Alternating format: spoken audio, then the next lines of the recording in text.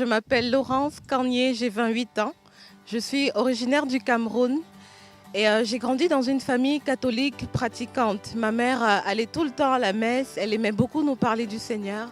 Elle nous réveillait le matin avec des chants de louange et j'ai été baignée dans cette atmosphère de prière et de puissance de Dieu. J'ai aussi fréquenté dans un collège d'enseignement catholique, le collège Vogt à Yaoundé. C'est un établissement qui est tenu par des frères de Saint-Jean. Et là-bas, on avait des soirées d'évangélisation, on faisait plein de trucs pour le Seigneur et je connaissais ce Dieu vivant. J'avais entendu parler de lui, si on peut dire ça comme ça. Et dans ma famille, ma mère, elle était très stricte. Il n'y avait pas possibilité de sortir ou de faire autre chose. Mais quand je suis allée à la fac, j'ai vraiment eu une crise où je voulais vivre ma vie, je voulais faire mes choix, je voulais décider de tout ce que j'avais à faire.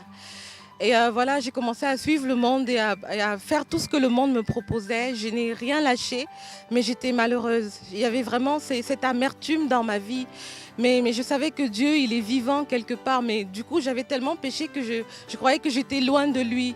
La parabole de l'enfant prodige et tout ça que je connaissais, ce n'était pas pour moi, c'était pour les autres. Alors mes parents m'ont proposé un jour si je voulais partir en France, continuer mes études, afin d'être ingénieur environnement. J'ai fait des études de géographie et je me suis spécialisée dans la gestion des déchets. Et j'ai dit oui. Alors je suis arrivée en France, un autre climat, voilà, une autre façon de prier. Et tout de suite, j'ai dit, Dieu n'est pas le même. Alors j'ai mis la foi de côté, mais ce n'était pas de ma faute, c'était de la faute des autres. J'allais plus à l'église, je ne faisais plus rien. Et je continue à dépérir jusqu'au jour où j'ai rencontré ces jeunes dans la rue qui louaient, qui parlaient du Seigneur, qui faisaient des blagues à la Jésus. Et pour moi, ce n'était pas fou, mais c'était véridique, mais je ne comprenais pas qu'on pouvait vraiment le vivre. Alors ils m'ont invité dans un rassemblement et j'ai vraiment rencontré la personne de Jésus. Il a parlé à mon cœur, il m'a appelé par mon nom et il m'a dit qu'il m'aime. Alors tout a changé dans ma vie. J'ai goûté ce que c'était l'amour de l'éternité et je lui ai donné toute ma vie. Aujourd'hui, il a aplani les sentiers, il m'a guéri de toutes mes peurs.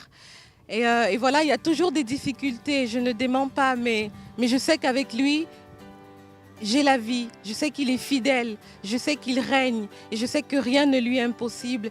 Et c'est de cette parole-là que je me nourris, elle est vie éternelle. Avec la communauté, on vit des moments très forts, on partage notre foi, on a à cœur de témoigner et de parler de Christ ressuscité. Parce que comme Saint Paul dit, si nous mourons avec lui nous régnerons.